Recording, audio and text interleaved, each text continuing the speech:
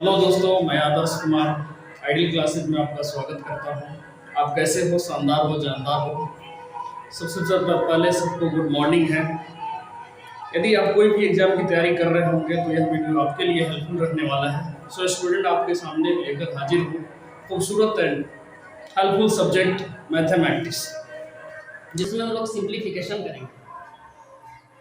Simplification में सबसे ज़्यादा दिक्कत होती है कैलकुलेशन की, जहाँ विद्यार्थी को गुना करना मुश्किल पड़ जाता है। वो भी गुना किसमें, जिसमें पॉइंट आता है, और पॉइंट वाले को गुना करने में थोड़ा सा आलसी बन जाते हैं। आलसी बनने के कारण से वो आपको सही से या तो कर नहीं पाते हैं, या करते हैं तो फिर आधा पर छोड़ देते हैं। इसलिए वैसे चीज़ों को हम सॉल्व करेंगे जिसमें आप आसानी से सिंप्लीफिकेशन कर सकें। तो हम लोग सिंप्लीफिकेशन के एक टॉपिक लेकर आए हैं, जिसमें कुछ जटिल गुना को हम आसानी से गुना कैसे करेंगे वो देखेंगे।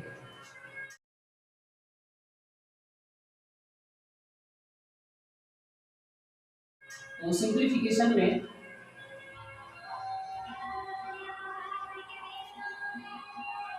सिंप्लीफिकेशन जिसमें कुछ इंपॉर्टेंस पॉइंट है जो आपको कुछ याद करना पड़ेगा और कुछ समझना पड़ेगा। समझ के याद करते हैं तो ज़्यादा हेल्पफुल होगा आपके लिए, और ऐसे याद करेंगे तो भी ठीक है। तो सिंप्लीफिकेशन में सबसे पहले 1/2 आप जानते होंगे। 1/2 आप जानते होंगे कि 1/2 को हम क्या लिख सकते हैं, 0.5। ये सबको जब पता है, आपको भी पता होगा। और उसी तरह हम 1/3 को लेकर के चलते हैं, तो ये भी ज़्यादा टफ नहीं है, 0.33 लिखा जाता है। लेकिन अब समस्या यहाँ के बाद होती है कि 2/3 आ जाता है, तो आप सोचने लगते हैं कि अरे ये क्या होगा, कैसे लिखे हम, कैसे मल्टीप्लाई करें हम। तो इसको याद रखने के लिए देखिए, ये 1/5 है तो 0.33 आता है। यदि हम इसको 2/3 लिख देते, 2/3 लिख देते, तो ये 1 का 2 गुना है, 1 का 2 गुना है, तो ये आपका आ जाएगा 0.66। अब ये ना दे करके एग्जामिनर आपको क्या करता है, भुलवाने के लिए ये पॉइंट को ऐसे लिख देता है 0.67, ताकि आप इसको पकड़ ना पाए कि ये आखिर 2/3 है या कुछ और है। तो आप घबराए नहीं, 0.66 को आप 0.67 भी लिख सकते हैं। आगे उसी तरह बढ़ते हैं तो 1/4 आता है। 1/4 0.25 है, 0.25 है। यदि यही 2 गुना हो जाता, 2/4 हो जाता, तो ये आपका आ जाता 0.50। यदि यही इसका 2 गुना, 25 गुना 50 हो गया, 25 गुना 50 हो गया। यदि ये आपका 3/4 आता, 3/4 हो जाता, तो 0.25 का 3 गुना तो 7/5 हो जाता। उसी तरह हम आगे 1/5 को लेकर के चलेंगे, तो 1/5 0.2 होता है। अब समस्या यहाँ पर नहीं होती है कि 0.25 को 1/5 लिख दिया जाता है, लेकिन समस्या यहाँ आती है कि यदि ये 2/5 होता है तो माइंड उस तरह से सेटअप नहीं कर पाता है, जिसके कारण से आप कैलकुलेशन को मानते हैं कि बहुत टफ है, हमसे नहीं हो पाएगा।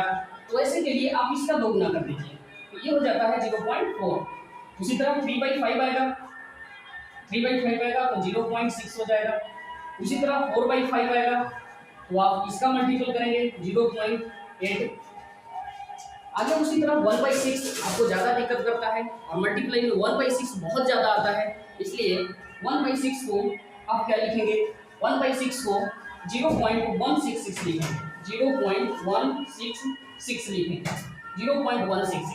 अब इस चीज़ में ज़्यादा दिक्कत नहीं होता है कि 1/6 को 0.16 लिखें, लेकिन समस्या यहाँ आ जाती है जब इसको 0.167 देना है। तो आप गड़बड़ाए नहीं कि ये 6 दिया है तो 6 7 इजीली हो सकता है।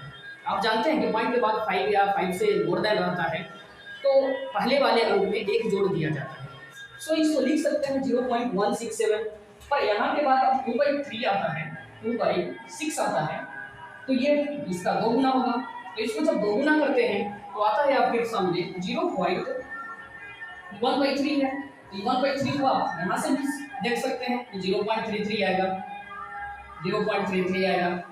अब इसके बाद आपको 3/6 आता है, 3/6 आता है, तो आपको भी पता चल रहा है कि 1/2 ही है कहीं ना कहीं, तो 1/2 के लिए तो पढ़ चुके हैं 0.5, तो आप इसको 0.5 भी लिख सकते हो। इसके बाद 4/6 को यदि हम लिखें, 4/6 को लिखें तो ये भी कहीं ना कहीं 2/3 से मैच करता है, और 2/3 आपका 0.66 ऊपर ही हो चुका है। तो आपको ये आगे जैसे जैसे जा रहा है वैसे वैसे आपके लिए हेल्पफुल होते जा रहा है। लेकिन शुरुआत में सोचते हैं ये क्या चीज़ है, ये आपको कैलकुलेशन को यकीन मानिए बहुत आसान कर देता है। जो कहीं आप मल्टीप्लाई करते हैं या आपको कहीं मल्टीप्लाई आ जाता है पॉइंट में 0 पॉइंट समथिंग दे देता है तो काफ़ी आपको दिक्कत होती है। लेकिन वैसे समस्या को दूर करने के लिए ये आपको चार्ट बहुत हेल्पफुल रहने वाला है। तो 2/3 है कहीं ना कहीं, और 2/3 आपको बता चुके हैं कि 0.66 है, या इसको लिख सकते हैं 0.67। इसके बाद आता है 1/7, इसके बाद आता है 1/7 जिसमें 0.1428 आता है, 0.1428, ऐसा भी 14 दूना 28 से आप लिख सकते हैं, 14 दूना 28, 0.1428। इसके बाद अब समस्या तो यहाँ नहीं होती है और एक पहला वाला याद भी हो जाता है, लेकिन दूसरा वाला के लिए आपको रटना नहीं है। अब ये जैसे ही आपको 2/7 दिखे तो 2/7 को आप लिख सकते हो 14 दूना 28, तो ये हो जाएगा 0.2828,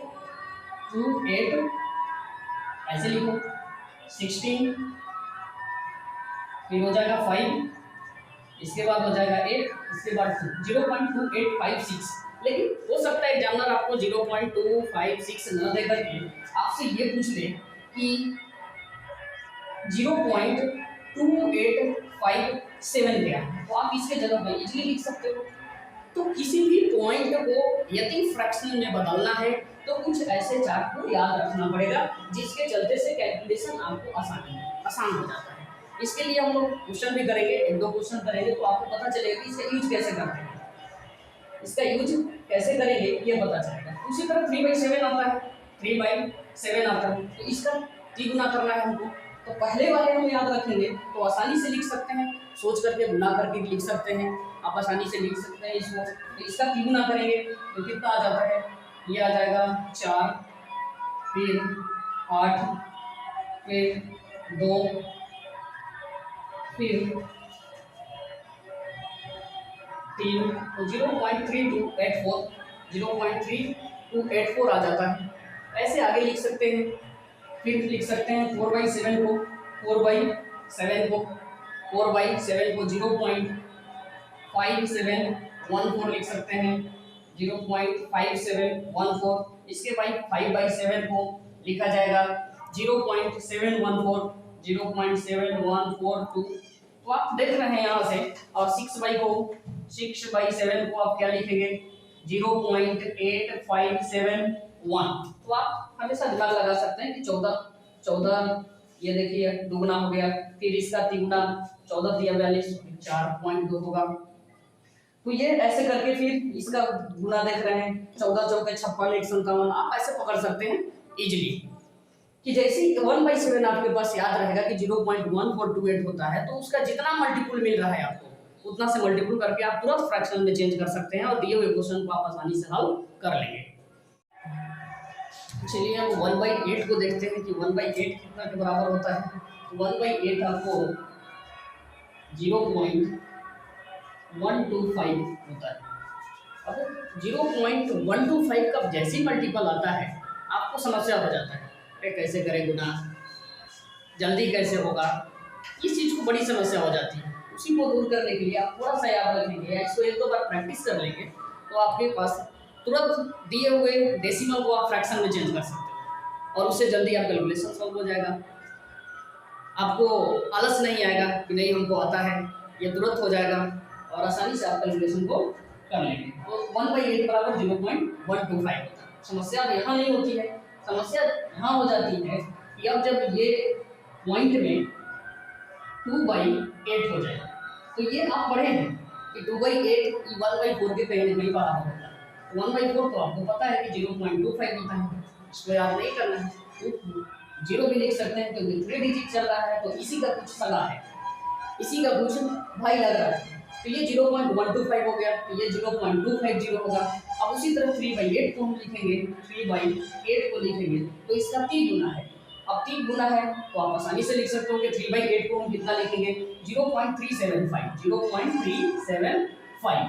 अब उसी तरह 4/8 आ जाए तो आप 4/8 को तो समझ रहे हो, 1/2 है तो 0.500 हो जाएगा, 1/2 हो जाएगा तो 0.500 हो जा रहा है। अब ये 5/8 हो जाए, 5/8 हो जाए तो इसका 5 गुना है। अब 5 गुना के लिए आप इसका मल्टीपल करें, न कि इसका, न कि इसका, न कि इसका। हमेशा ध्यान रखना है कि शुरुआत से मल्टीप्लाई करना है। ये 5 गुना है तो 5 से मल्टीप्लाई करेंगे इसे, तो 5 से मल्टीप्लाई करेंगे तो आपके सामने क्या हो जाएगा, ये हो जाएगा 0. इसमें 5 से मल्टीप्लाई करेंगे तो 5, 5 2 10 2 12 और ये 5 में 6, 0.625 हो जाता है, 5/8। इसके बाद 6/8, तो 6/8 आप 3/4 से कंपेयर कर सकते हो। 3/4 को आप लिखेंगे 0.750, ये लिख देंगे हम लोग। और इसका देखिए 6 गुना, 6 × 30, 6 दूना 12 3 15 और 6 1 7 आ जा रहा है। तो जैसे कैलकुलेशन आपको आसान लगे, ये कोई जरूरी नहीं कि इसका मल्टीपल ही बार बार हम करें, जो आपको जैसे आसान लगे उस तरह से आप लिख सकते हैं। हाँ, पर ये मल्टीप्लाई दिया रहेगा किस फॉर्म में दिया वो आप पे निर्भर करता है कि आप कितना जल्दी उसको पकड़ पा रहे हैं, किस ग्रुप का है, ये सारी चीज आपको फिल करना होगा। इसके बाद 7/8 आ जाता है, 7/8, तो 7/8 इसका मल्टीपल कर देंगे 7 से, ये हो जाएगा 35, 7 × 14 3 17 और 7 और 1 8, तो ये हो जाएगा 0.875। इस सिंप्लीफिकेशन का यूज सिर्फ यहाँ ही नहीं बल्कि परसेंटेज में भी आसानी से किया जा सकता है, और परसेंटेज को फ्रैक्शन में बदलना बहुत आसान हो जाता है। तो यहाँ आप सिंप्लीफिकेशन पढ़ रहे हैं तो आपको परसेंटेज में भी हेल्पफुल रहने वाला है, आगे प्रॉफिट लॉस में भी, इसके बाद SI CI में भी यूज करना पड़ता है। तो ऐसे काफ़ी आपको हेल्पफुल रहने वाला है, बहुत हेल्पफुल रहेगा। आप इसको 1-2 बार वीडियो को देख लेंगे तो यकीनन आपको याद हो जाएगा। इसके बाद चलते हैं 1/9। सबसे आसान होता है 1/9, 0.1111 कितना 1 दे देगा आपको 1 ही रहने वाला है। अब ये 2/9 दे देगा, तो आप सिंपल देख रहे हैं कि 0.2222 3/9 दे देगा, तो आप ऐसे भी पता लगा सकते हैं कि 1/3 है, 1/3 है तो आप लिख सकते हैं, 1/3 है तो आप लिख सकते हैं कि 0.3333 हो जाएगा। इसके बाद 4/9 हो जाएगा तो 0.4444 ऐसे आ जाएगा। इसके बाद 5/9 हो जाता है तो आप लिख सकते हैं 0.555 0.555 ये हो जाएगा। इसके बाद 6/9 हो जाता है तो ये लिख सकते हैं 0.6666। ऐसे करके आप समझ रहे हैं, इस चीज़ों को आसानी से समझ रहे हैं। आगे हम लेके चलते हैं 1/11। 1/11 को आप लिखेंगे 0.0909। अब 2 रहेगा तो 2 का मल्टीपल कर दीजिएगा। ऐसे तो आप सबको समझा दिए, पूरे नंबर को समझा दिए बहुत ज़्यादातर। तो आप इसके द्वारा 2/11 दिया रहेगा, यानी 18 दिख रहा है तो आप समझ जाएंगे कि ये 2/11 ही कहीं ना कहीं आएगा।